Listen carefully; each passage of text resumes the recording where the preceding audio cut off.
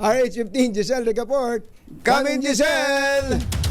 Sa Jerry, katingin kung yung ilang transport group umaapela ng taas pasahe, ang grupo namang Piston malamig sa petisyong magkaroon ng piso hanggang 2 pisong provisional increase. Ayon kay Piston Pasay Secretary Marilyn Lapitan, babawiin lamang kasi ng mga kumpanya ng langis sa mahal na presyo ng petrolyo ang dagdag pasahe sa jeep kahit pansamantala lamang.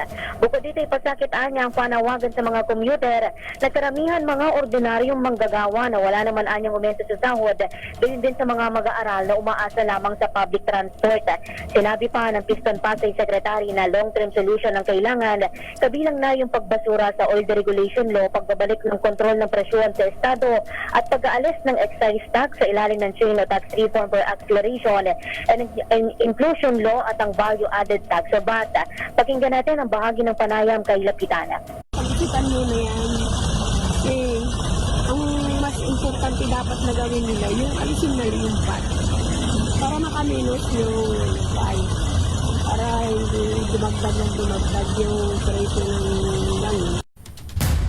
Ayon naman dito kay Cirilo Latoreno, ang coordinator ng Piston National, tataas din yung kanilang 700 pisong boundary sa arawan oras na magkaroon ng fare hike.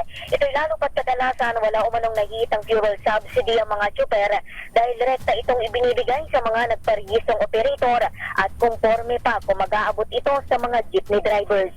Ito si Giselle Ricaport para sa D0H, una sa Pilipinas, una sa Pilipino. Thank you, Giselle!